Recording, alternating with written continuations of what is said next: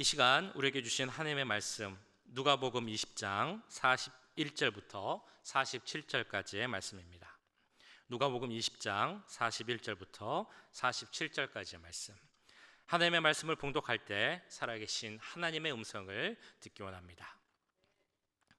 예수께서 그들에게 이르시되 사람들이 어찌하여 그리스도를 다윗의 자손이라 하느냐. 시편에 다윗이 친히 말하였으되 주께서 내 주께 이르시되 내가 내 원수를 내 발등상으로 삼을 때까지 내 우편에 앉았으라 하셨도다 하였느니라. 그런즉 다윗이 그리스도를 주라 칭하였으니 어찌 그의 자손이 되겠느냐 하시니라. 모든 백성이 들을 때 예수께서 그 제자들에게 이르시되 긴 옷을 입고 다니는 것을 원하며 시장에서 문안받는 것과 회당의 높은 자리와 잔치의 윗자리를 좋아하는 서기관들을 삼가라. 그들은 과부의 가산을 삼키며 외식으로 길게 기도하니 그들이 더 엄중한 심판을 받으리라 하시니라. 아멘. 예전에 그 한국의 여행 전문가라고 하는 분이 청년들을 대상으로 강의하는 것을 한번 본 적이 있습니다. 이분은 말 그대로 여행 전문가, 세상에 정말 모든 곳을 다닌 분입니다. 오지, 산 이런 거 할 것 없이 안 가본 곳이 없다 할 정도로 많은 곳을 거의 모든 세계의 방방곡곡을 다닌 분이라고 합니다. 그분이 이제 자신이 여행을 다니면서 겪었던 경험들, 체험들, 그리고 느꼈던 점들 이런 것들을 이제 강연을 했습니다. 강연이 다 마친 후에 이제 청년들에게 질문이 있으면 받겠습니다라고 이제 질문의 시간을 줬습니다. 한 청년이 이 여행 전문가에게 질문을 했습니다. 혹시 정말 여행 많이 다니셨는데 안 가보신 곳이 없다고 하는데 선진국, 후진국, 발전된 곳, 조금 그렇지 못한 곳, 문화적으로나 경제적으로나 차이가 많은 곳 정말 다 가보셨을 텐데 그 곳을 다니면서 혹시 이 세상을 이끄는 원리가 무엇이라고 생각하십니까? 무슨 원리가 있다고 느끼셨습니까? 라는 질문을 했습니다. 그 질문을 듣고 이 여행 전문가가 이렇게 대답을 했습니다. 네, 제가 느낀 것이 하나 있는데 근데 그것은 40세 이전에 느낀 것과 40세 이후에 느낀 것은 다릅니다. 즉, 두 가지가 있습니다. 라고 이야기를 했습니다. 이분이 첫 번째 40세 이전에 느낀 것 무엇이었을까요? 세상의 원리다. 세상을 이끌어가고 있는 원리다라고 할 수 있는 게 뭐가 있었을까요? 이분이 뭐라고 얘기를 하셨냐면 그것은 바로 양육강식, 적자생존, 이 생태계에나 있을 만한 그 원칙이 우리 이 세상에도 있다고 느꼈습니다. 그러니까 치열한 경쟁이 우리 가운데 있다는 것이죠. 강한 자가 살아남는다. 이것이 세상의 원리로 느껴졌다는 것입니다. 아마 우리가 이 세상을 살아갈 때 그런 생각을 아마 한두 번씩 혹은 그 이상 해보셨을 것입니다. 아, 정말 경쟁이 치열하다. 이 경쟁에서 이기지 않으면 나는 도태될 것 같다. 내가 다른 사람을 밟고 일어서지 않으면 내가 밟혀 쓰러질 것 같다. 이런 생각을 아마 해보신 적이 있을 것입니다. 자, 그런데 이분이 또 한마디를 더 합니다. 내가 40세 이후에 느낀 것은 다른 것입니다. 제가 나이가 들어서 알고 봤더니 겉으로 보기에는 정말 치열한 경쟁, 양육강식이 이 세상의 원리인 것 같았지만 사실은 그것이 아니라 사랑과 섬김, 이것이 이 세상의 원리임을 깨달았습니다. 라고 이야기를 했다는 것이죠. 여기 계신 분들은 이 세상을 이끄는 원리가 있다면 그것은 무엇이라고 생각하십니까? 아, 나이에 따라 달라지는 것 같아 라고 생각하실 수도 있을 것이고 관점에 따라 다를 수도 있다라고 생각할 수도 있을 것입니다. 이 두 가지를 예로 든다면 양육강식, 치열한 경쟁, 이것이 세상의 원리일까요? 아니면 사랑과 섬김, 이것이 세상의 원리일까요? 저는 사랑과 섬김이 이 세상의 원리임을 확신합니다. 왜냐하면 우리 주님께서, 우리 하나님께서 이 세상을 창조하시고 지금도 이 세상의 주관자가 되시며 이 세상의 역사를 이끌고 가시기 때문이죠. 우리 하나님, 사랑의 삼일체 하나님께서 지금도 우리와 함께 하시기에 그 사랑의 하나님이 주인이신 이 세상의 원리는 바로 사랑과 섬김이 되어야 한다는 것입니다. 그렇다면 우리도 그 관점으로, 사랑의 관점으로, 섬김의 관점으로 이 세상을 바라볼 수 있어야 할 것입니다. 오늘 말씀을 보시면 지금 제가 말씀드린 것과 같은 맥락의 관점에서 성경 말씀이 나오고 있습니다. 세상을 어떤 관점으로 바라보느냐, 이 질문처럼 우리를 위해 이 땅에 오신 메시아, 우리 예수 그리스도를 어떤 눈으로, 어떤 관점으로 바라볼 수 있는가라는 질문이 있다는 것이죠. 그리고 이 질문은 예수님께서 사람들, 종교 지도자에게 던진 질문이었습니다. 유대인들은 사실 오랫동안 그들을 구원해 줄 메시아, 그리스도를 기다렸습니다. 약속대로 이루어질 것을 기대하고 있었다는 것이죠. 그런데 정작 예수님께서 이 땅에 오셨는데, 우리의 그리스도이신 예수님께서 이 땅에 오셨는데, 유대 땅에 오셨는데 그들은 예수님을 알아보지 못했습니다.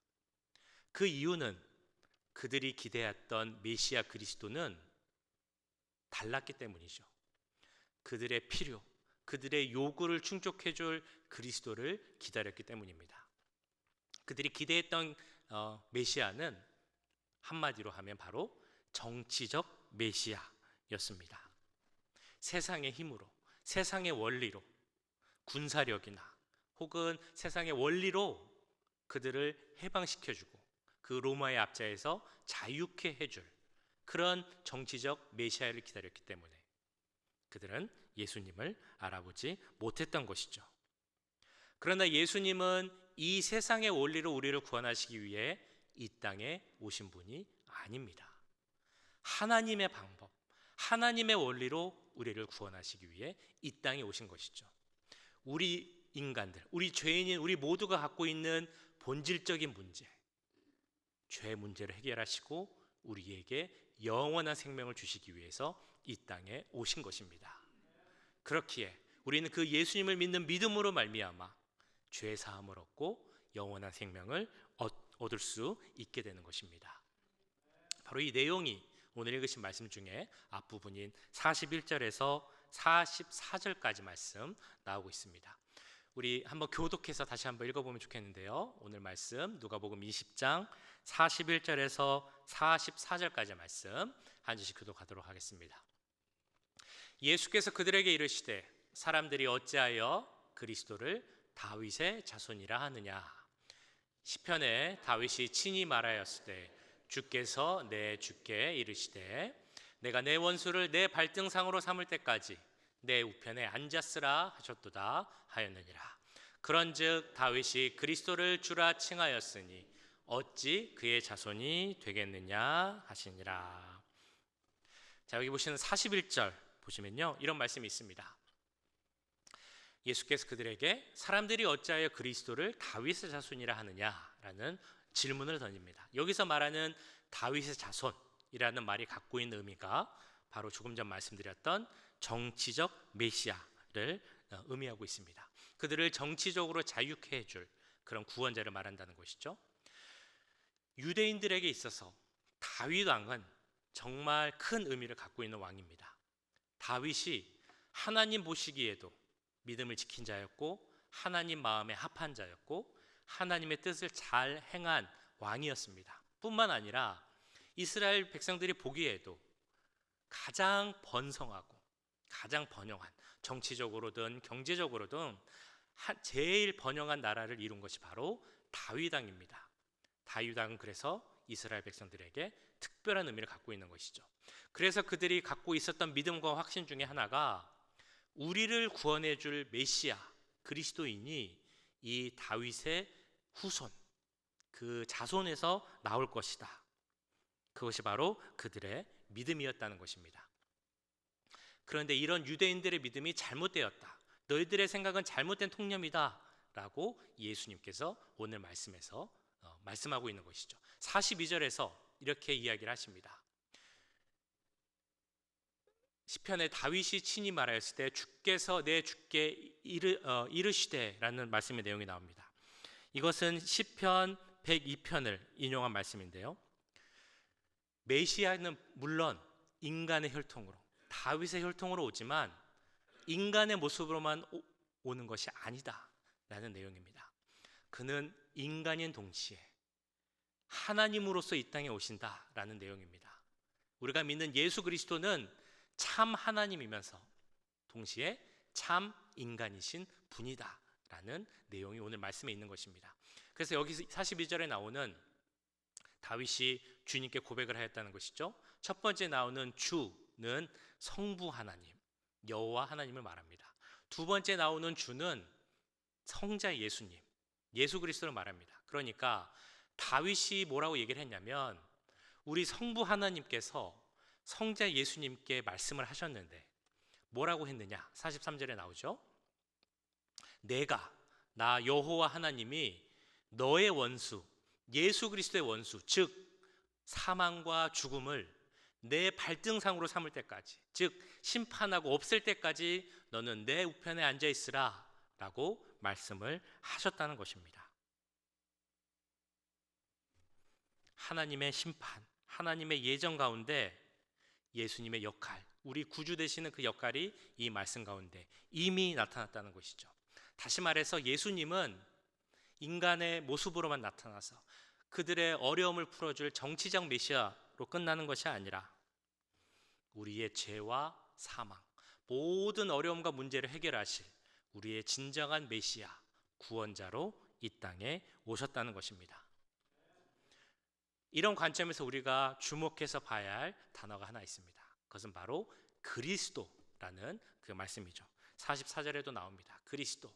다윗이 그리스도를 주로 칭하였으니 어찌 그의 자손이 되겠느냐. 우리가 믿는 예수님, 그리스도입니다.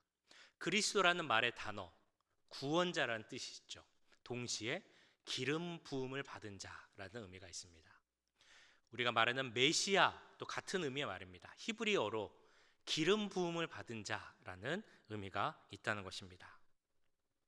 우리는 우리 예수님을 메시아이자 그리스도로 부릅니다. 즉 우리 예수님이 기름 부음을 받은 자라는 의미죠. 그렇다면 기름 부음을 받는 것이 어떤 의미인가?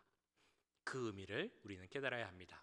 예전 구약 시대로 가보면 하나님께서 쓰시고자 하는 자들에게 기름 부음을 주셨습니다. 하나님께 이 자가 속하였다라는 징표였습니다. 하나님께서 그와 함께 하시겠다라는 약속의 표시였고 그 소유물된 특별한 인물이라는 것을 나타낸 그런 표시였습니다. 그래서 이 기름 부음을 받는 특별한 직분이 있었는데 구약 시대에 세 가지의 직분이 이 기름 부음을 받았습니다. 선지자, 왕, 그리고 제사장.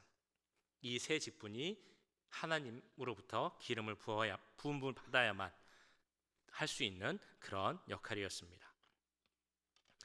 그렇다면 예수님께서 기름 부음을 받으셨다라는 말씀의 의미는 예수님께서 이 세 가지의 역할, 즉 선지자, 그리고 왕, 그리고 제사장의 역할을 감당하셨다는 것입니다.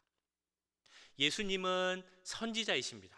그런데 그냥 선지자가 아니고 완전한 선지자입니다. 선지자의 역할이 무엇입니까? 하나님의 말씀을 전하는 것이죠. 하나님의 뜻이 무엇인가? 백성들에게 전하는 것. 이것이 바로 선지자의 역할입니다.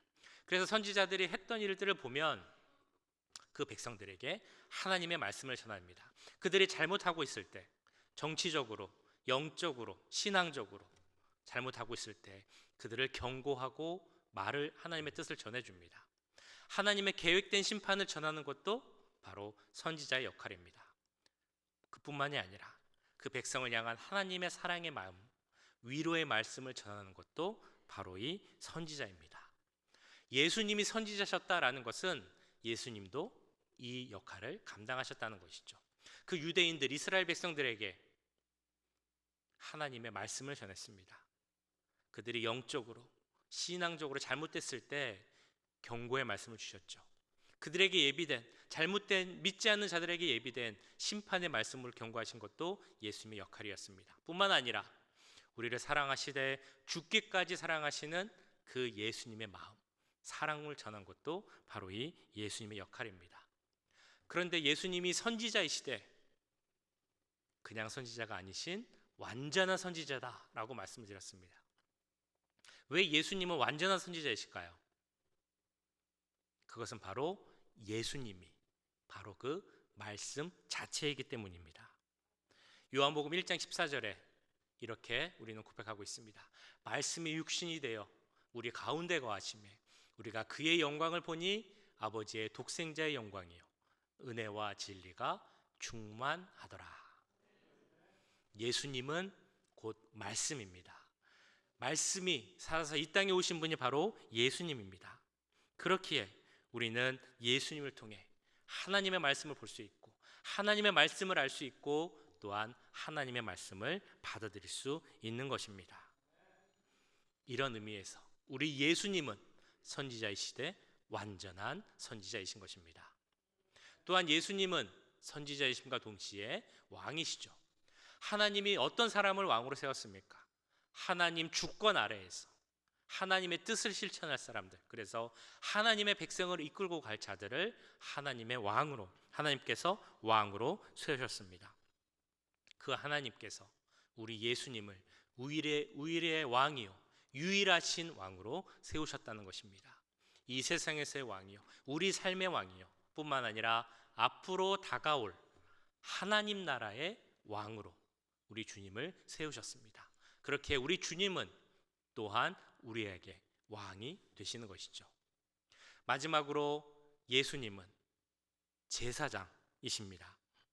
완전한 대제사장이시죠. 우리는 구약을 통해서 제사장이 무슨 역할을 했는지 잘 알고 있습니다. 제사장은 성전을 섬기는 사람이었죠. 제사를 감당하는 사람들이었습니다. 하나님을 섬기고 이스라엘 백성들과 하나님을 연결시켜주는, 제물을 드리는 그런 역할을 하는 사람들이었습니다. 제사장은 아무나 되는 사람들이 아니었죠. 12지파 중에 레위 지파가 제사장을 할 수 있었습니다. 레위 지파 중에서도 아론의 가문의 사람들만 할 수 있었습니다. 아론의 가문 중에서도 하나님 보시기에 좋은 사람들을 하나님께서는 제사장으로 세우셨습니다. 그들은 하나님께 피의 제사, 이 제물의 피를 통해 제사를 드림으로, 그리고 대속죄일에는 지성소에 들어감으로 말미암아 백성들의 죄 문제를 해결하고 하나님과의 관계를 화해시키는 그런 역할을 하였습니다. 한마디로 하나님과 백성 사이에 중보자 역할을 했던 것이 바로 이 제사장이었다는 것입니다. 그런데 문제는 그들이 드렸던 제사가 완전한 제사가 아니었다는 것이죠.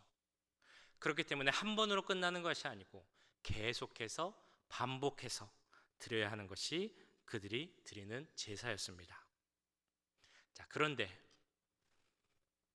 우리 예수님, 완전하신 대제사장이신 예수님이 우리의 중보자가 되심으로 말미암아 이제는 그런 제사를 드리지 않아도 되게 되었습니다. 하나님께서 우리와 하나님 사이에 막힌 담을 허시고 우리와 하나님 사이에 평화를 이루어주심으로 말미암아 우리와 하나님 사이에 화해가 일어났기 때문이죠. 이 말씀이 에베소서에 나옵니다. 에베소서 2장 14절. 그는 예수 그리스도는 우리의 화평이신지라 둘로 하나를 만드사 원수된 것 곧 중간에 막힌 담을 자기 육체로 허시고, 예수님의 육체로 말미암아 그 몸을 제물로 드림으로 말미암아 우리 사이에, 우리와 하나님 사이에 막힌 담이 없어졌다는 것입니다. 근데 여기에 놀라운 사실이 있습니다. 정말 놀라운 사실. 그래서 우리가 꼭 기억해야 하는 사실. 오늘 두 가지의 놀라운 사실을 말씀드리려고 합니다. 근데 사실은 이미 다 알고 계실 거라고 생각이 되지만 우리가 잊지 않고 꼭 기억해야 하는 사실입니다. 그 두 가지를 오늘 말씀드립니다. 첫 번째, 우리 예수님은 대제사장이시라고 말씀드렸습니다. 그런데 놀라운 사실은 대제사장이신 예수님이 바로 그 제사의 희생 제물이 되셨다라는 것입니다. 예수님은 대제사장이신데 동시에 제물이 되셨다는 사실이죠. 그렇기 때문에 그 예수님을 통해 드린 제사가 완전한 제사가 된 것입니다. 온전한 제사가 되어서 다시 드릴 필요가 없게 된 것이죠. 그 예수님의 피의 보혈을 믿기만 하면 우리는 주님께 나아갈 수 있다는 것입니다. 그 보혈의 피의 능력으로 말미암아 하나님의 은혜의 보좌 앞에 나아갈 수 있다는 것이죠. 그렇게 이제 이 놀라운 일을 하신 예수 그리스도, 왕이자 선지자이자 또한 완전한 대제사장으로 오신 예수 그리스도가 어떤 분인지를 우리는 확실히 알아야 한다는 것입니다. 이 예수님에 대해서 요세푸스라는 역사가가 있습니다. 그 역사가가 이렇게 표현을 했습니다. 그를 사람이라고 불러도 될지 모르겠지만 그는 예수라 불리는 현인이었습니다. 놀라운 일을 행했고 진리를 가르쳤기에 많은 사람들이 그에게 모여서 진리를 듣고자 했습니다. 많은 유대인들, 몇몇의 유대 관원들로 인하여서 또한 유대 백성들로 인하여서 그가 십자가에 못 박혀 죽었지만, 그러나 그 진리를 알고 예수님을 사랑하는 사람들은 그를 떠나지 않았습니다. 그리고 많은 예언자들이 얘기했던 것처럼 그는 3일 만에 부활했습니다. 그래서 그를 믿고 따르는 그리스도인이 있었고, 또한 그 종교 기독교 예수 그리스도를 모르는 사람이 이제는 없게 되었습니다. 이것이 바로 요세푸스의 내용에 나온 내용입니다. 여기에 그리스도인이 어떤 자들인가를 설명하고 있습니다. 오늘 말씀을 통해 봐서도 그리스도인 혹은 제자들과 또 여기 계속 나오는 바리새인, 서기관들의 차이를 알 수 있습니다. 바리새인들 그리고 서기관들은 예수님을 뭐라고 얘기했습니까? 어떻게 바라보았습니까? 그들과 제자들, 그리스도인의 차이가 무엇입니까? 그것은 바로 우리 예수 그리스도, 기름 부음을 받은 우리 그리스도를 나의 주님으로 고백하느냐, 그렇지 않느냐의 차이입니다. 그 종교 지도자들은 예수님을 바라보았지만, 만날 수 있었지만 그들의 생각대로 계속적인 정치적 메시아만 찾았을 뿐, 그것을 원했을 뿐, 그 예수님을 나의 주, 나의 하나님으로 고백하지 않았다는 것입니다. 그러나 제자는 누구입니까? 그리스도인은 누구입니까? 예수님을 나의 주, 나의 하나님으로 고백하는 자들입니다. 예수님은 말씀 자체이신 선지자이십니다. 이 땅의 모든 것을 주관하시는 우리의 왕이십니다. 우리와 하나님 사이를 화평케 하신 완전한 대제사장이십니다. 이런 고백은 물론이거니와 바로 그분이, 바로 그 예수님이 나의 주시오, 나의 하나님이시오, 나의 그리스도이십니다.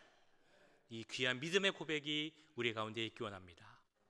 우리 주님을, 우리 예수님을 나의 주요, 나의 하나님이요, 나의 그리스도이십니다. 이렇게 고백하십니까? 이런 우리의 귀한 믿음의 고백 가운데 이 고백으로 말미암아 우리가 진정한 주의 자녀로, 하나님의 백성으로 설 수 있는 귀한 은혜가 계속적으로 우리 가운데 임하기를 간절히 축원합니다. 예수님을 우리의 주님으로, 우리 하나님으로 고백한다라는 것은 우리의 입술의 고백으로만 그쳐서는 안 됩니다. 이 믿음의 고백은 우리의 삶을 통해 그대로 나타나야 한다는 것입니다.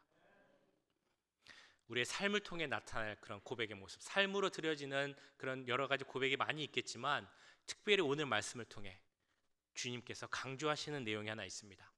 45절에서 47절의 말씀을 통해 우리가 볼 수 있는데요, 우리 한 번 더 교독하도록 하겠습니다. 45절부터 47절까지.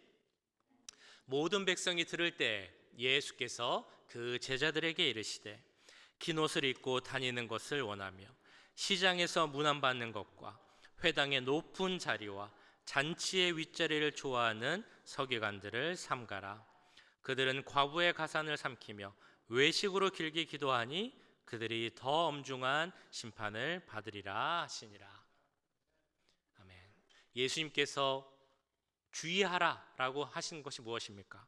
하지 말라라고 금지하신 것, 바로 문안받는 것, 높은 자리에 앉는 것, 윗자리에 앉는 것, 이것을 하지 말라, 좋아하지 말라라고 말씀하고 있습니다. 근데 이 말씀을 누구에게 하신 것인가라고 보면 종교 지도자들, 바리새인들, 서기관들, 제사장들에게 하신 말씀이 아닙니다. 바로 제자들에게 했다라고 나옵니다. 이 말씀은 곧 예수님께서 그 제자들에게, 그를 따르는 그리스도인들에게, 그리고 우리들에게 주신 말씀이라는 것입니다. 우리가 마음에 꼭 새겨야 할 내용, 즉 겸손하라 라는 그 말씀입니다. 낮은 곳에 처할 줄 알아야 한다라는 그 내용이라는 것이죠. 하나님은 여러 곳에서 말씀하십니다. 겸손하라. 하나님이 미워하시는 죄가 너무 많지만 그 중에서 정말 하나님이 미워하시는 죄가 무엇인가라고 하면 그것은 바로 교만이다 라고 말할 수 있을 것입니다. 왜 이렇게 하나님은 교만을 미워하시고 우리에게 스스로 높임을 금하라라고 말씀하실까요? 겸손하라라고 말씀하실까요? 예수님께서 그것을 원하시는 이유, 그것은 바로 우리가 믿고 따르는 그 예수님의 모습이 바로 그 겸손의 모습이기 때문입니다. 우리 예수님의 속성이 바로 겸손이기 때문입니다. 좀 전에 말씀드렸던 것처럼 예수님은 대제사장이시지만 스스로 낮춰서 희생제물이 되신 분이 바로 우리 예수님이시기 때문입니다. 그렇다면 그 피로 말미암아 죄사함을 받은 우리는 겸손할 수밖에 없는 것입니다. 그렇게 우리가 겸손하고 낮아지기를 원하신다라는 말씀이죠. 요새 우리가 많이 보고 묵상하는 말씀이 있습니다. 바로 빌립보서 2장 말씀이죠. 3절에 보시면 이렇게 말씀합니다. 아무 일에든지 다툼이나 허영으로 하지 말고 오직 겸손한 마음으로 각각 자기보다 남을 낮게 여기라. 겸손하라는 말씀입니다. 이어지는 5절에서 8절까지의 말씀을 보시면 왜 우리 예수님이 겸손한 분이신가를 설명해 주는 내용이 나옵니다. 너희 안에 이 마음을 품으라. 곧 그리스도 예수의 마음이니 그는 근본 하나님의 본체시나 하나님과 동등됨을 취할 것으로 여기지 아니하시고 오히려 자기를 비워 종의 형체를 가지사 사람들과 같이 되셨고 사람의 모양으로 나타나사 자기를 낮추시고 죽기까지 복종하셨으니 곧 십자가의 죽음이라. 자, 이 말씀 가운데 나타나는 두 번째 놀라운 사실을 전해드립니다. 첫 번째가 무엇이었죠? 우리 예수님이 대제사장이신데 동시에 희생제물이 되셨다라는 것입니다. 두 번째 놀라운 사실, 예수님께서 하나님과 같은 분입니다. 그런데 하나님과 같은 자리에 있는 것, 동등할 것을 여기 취하지 않으시고 인간의 모습으로, 종의 형체로 이 땅에 오셨다는 것이죠. 하나님이 창조자이신데 그 창조하신 세상에 들어오셨다는 것입니다. 하나님이 창조하신 그 창조물, 피조물인 인간의 모습으로 이 땅에 오셨다는 것이죠. 근데 여기서 놀라운 사실은 무엇인가 하면 예수님께서 낮아지셔서 이 땅에 오셨는데 그 이 땅에 오신 이유가 더 낮은 곳을 가기 위함이라는 사실입니다. 죄인인 우리들이 가야 할 영원한 형벌의 자리, 영원한 죽음의 자리, 그 저주의 자리를 가기 위하여서 이 땅에 예수님께서 종의 형태로 오셨다는 것이죠. 이 점을 생각하면 우리는 교만할 수 없습니다. 이거를 우리가 생각하면 우리는 나 자신을 내세울 수 없다는 것입니다. 대신 우리 입술 가운데, 우리의 마음 가운데 이런 고백이 나와야 하는 것입니다. 내가 아닌 주님입니다. 내가 아닌 주님이 하십니다. 내 힘으로 사는 것이 아니라 예수 그리스도의 힘으로 삽니다. 내 능력으로 하는 것이 아니라 예수님의 능력으로 하는 것입니다. 내 삶의 주인은 내가 아니라 바로 우리 예수 그리스도이심을 고백합니다. 이러한 고백이 우리 가운데 나타날 때 우리 예수님을 따르는 자로서 그 겸손의 삶이 우리 가운데 나타나게 될 줄 믿습니다. 예수님을 그리스도로 믿는 자들 어떤 길을 가야 합니까? 예수 그리스도가 가신 그 길을 가야 합니다. 그 길은 바로 겸손의 길입니다. 진정한 낮아짐의 길입니다. 그 예수님을 따라 이 진정한 낮아짐의 길을 갈므로 예수 그리스도를 나타내고 또한 그 예수님을 높일 수 있는 그런 귀한 사순절 기간을 보낼 수 있는 우리 모두가 되기를 주님의 이름으로 간절히 축원합니다. 기도하시겠습니다.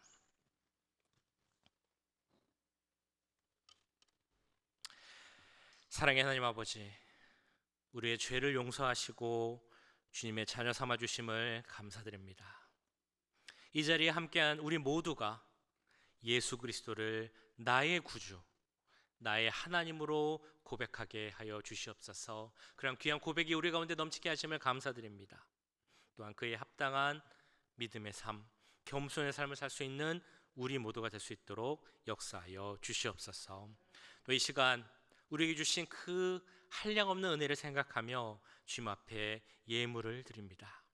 이 모든 예물 기뻐 받아주시고 하나님의 나라를 위하여서 귀하게 사용될 수 있는 예물 될 수 있도록 모든 것 역사하여 주시옵소서.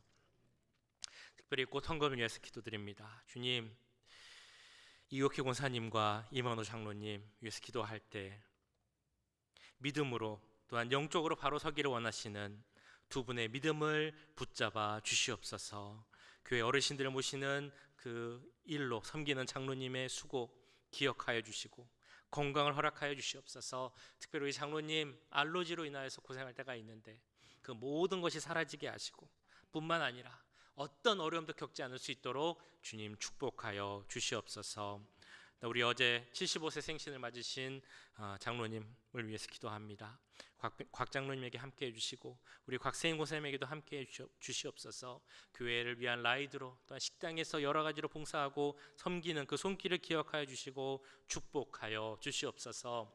가족들을 위해서 또한 기도합니다.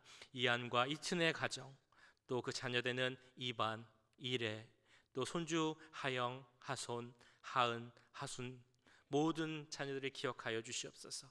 하나님의 믿음에서 가정에서 자라게 하셨사오니 지금 그 가운데 함께해 주시고 주님 주시는 비전을 품고 이 세상에서 자랄 수 있도록 믿음 가운데 승리하는 귀한 자녀들 될 수 있도록 주님 역사하여 주시옵소서.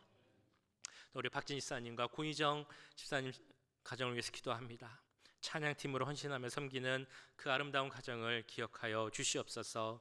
딸 시온이도 기억하여 주시고 지혜롭고 현숙한 자녀로 자라게 하여 주시옵소서. 또 우리 아들 예레미의 생일을 축복하며 우리 자녀들이 건강하게 자라게 하시고 무엇보다 이 세상을 바라볼 때 하나님의 눈으로 바라볼 수 있는 믿음의 자녀들 될 수 있도록 주님 역사하여 주시옵소서.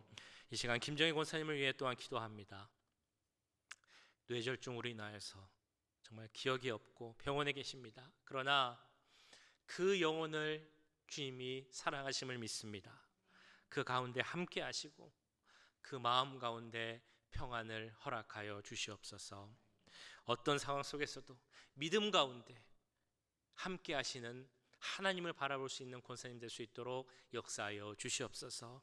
친구를 위해 헌금하신 우리 송매장 권사님 그 마음도 기억하여 주시옵소서. 우리 마지막으로 변재무 장로님의 딸 변정화 성도와 그 사위 가정에도 함께 하시기 원합니다. 어떤 상황에서도 흔들리지 않는 믿음을 갖게 하시고 그 영혼이 잘됨 같이 범사에 잘되고 평안할 수 있는 가정 될 수 있도록 축복하여 주시옵소서.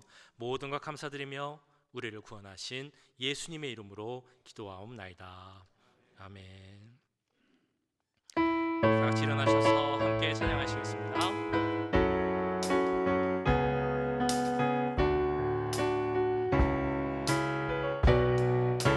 피난처 되시는 주 예수, 피난처 되시는 주 예수, 영원한 승리의 왕, 주님의 얼굴을 구할 때 주의 빛 비추시네. 전쟁은 주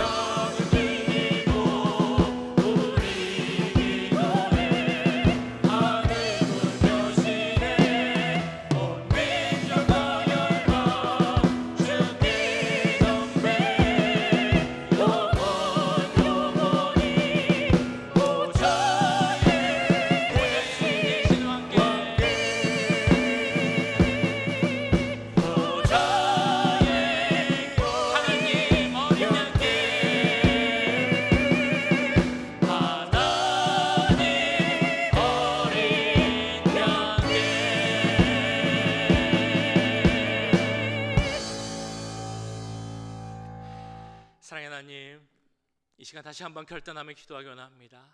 주여, 주의 사랑하는 주의 자녀들 겸손한 주의 백성이 되게 하여 주시옵소서. 하나님을 따르는 그리스도인이 되게 하여 주시옵소서. 우리의 삶을 통하여서 이 땅에 종의 형체로 오신 겸손한 주님을 나타내고 증거할 수 있는 우리 한 명 한 명의 주의 자녀들 될 수 있도록 주님 역사하여 주시옵소서. 이제 한 주간 삶을 주여 살아갑니다. 그 가운데도 함께하여 주시옵소서. 예수님과 동행하는 귀한 삶이 될 수 있도록 주님 역사하여 주시옵소서. 무엇보다 우리의 건강을 지켜주시기 원합니다. 정말 모든 것이 건강케 하시고 이 건강한 몸으로 주의 일을 하기에 부족함 없는 우리 모두가 될 수 있도록 주님 함께하여 주시옵소서. 또 환우를 위해서 기도합니다. 병원에 있는 분들을 위해서 기도합니다. 영적으로 심적으로 어려운 분들을 위해서 기도합니다. 한 분 한 분 기억하여 주시고 찾아와 주시고 주의 손으로 안수하여 주셔서 모든 것이 깨끗이 낫고 회복할 수 있도록 주님 역사하여 주시옵소서. 우리 사랑하는 우리 김인철 목사님을 위해서 기도합니다. 지금 이 시간 예배 가운데 또 앞으로 있을 주임 예식을 진행하실 텐데 주님 능력을 주시옵시고 하나님의 귀한 말씀을 전할 수 있도록 주님 역사하여 주시옵소서. 건강도 지켜주시옵시고 건강한 모습으로 돌아올 수 있도록 주님 그 모든 여정 가운데 발걸음 가운데 동행하여 주시옵소서. 지금은 우리 주 예수 그리스도의 은혜와 하나님 아버지의 무한하신 사랑하심과 성령 하나님의 감화 감동 역사 교통하심이 이 땅에 오신 예수 그리스도가 나의 주 나의 하나님이심을 고백하며 그 예수님의 길을 따르기 원하는 이 자리에 함께한 모든 주의 자녀들과 그 가정과 이 교회 위에 지금부터 영원까지 함께 하시길 간절히 축원하옵나이다. 아멘.